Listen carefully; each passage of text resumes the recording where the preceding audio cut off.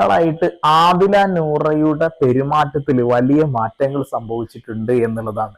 അഹങ്കാരം തലക്ക് പിടിച്ചതാവാനുള്ള ഒരു സാധ്യതയുണ്ട്. ഒരു പക്ഷെ കൺഫെഷൻ റൂമിലേക്ക് ആദിലയെയും നൂറയെയും വിളിച്ചു വരുത്തിക്കൊണ്ട് അവരോട് പറഞ്ഞ ഒരു കാര്യമാണോ എന്നൊരു സംശയവും എനിക്കുണ്ട് എന്നുള്ളതാണ്. ഇന്നലെ ഫേസ്ബുക്കിൽ കണ്ട ഒരു പോസ്റ്റും അതിനടിയിൽ വന്ന കുറച്ച് കമന്റുകളും ഒരു പക്ഷെ നമ്മുടെ മനസ്സിലേക്ക് ഓടി വരുന്ന കാര്യങ്ങളൊക്കെ തന്നെയാണ് എന്ന് എനിക്ക് തോന്നി. അതുകൊണ്ടാണ് ഇങ്ങനെ ഒരു വീഡിയോ. എന്താണ് നമ്മുടെ സമൂഹത്തിന് ആദിലയും നൂറയും, എന്തിനു പറയുന്നു ബിഗ് ബോസ് അടക്കം എന്ത് മെസ്സേജ് തരുന്നു എന്നുള്ളതാണ് ചോദ്യം. ആ ഒരു ചോദ്യം നമുക്ക് വളരെ സിമ്പിൾ ആയിട്ട് ഉത്തരം കിട്ടുന്നതാണ് എന്നുള്ളതാണ്. തെറ്റായ സന്ദേശങ്ങൾ നമ്മുടെ സമൂഹത്തിലേക്ക് ഇട്ടുകൊടുക്കുക എന്നുള്ളത് തന്നെയാണ്. നമുക്ക് എന്തായാലും ആദ്യം പോസ്റ്റ് ഒന്ന് വായിക്കാം. ആദില നൂറയെ പലപ്പോഴും കൺട്രോൾ ചെയ്തതായി കാണാൻ സാധിച്ചിട്ടുണ്ട്. എന്തുകൊണ്ടെന്നാൽ നൂറ പലപ്പോഴും തന്റെ വീട്ടുകാരെ കാണണമെന്ന് പറഞ്ഞ് കരയുന്നുണ്ടായിരുന്നു. പക്ഷേ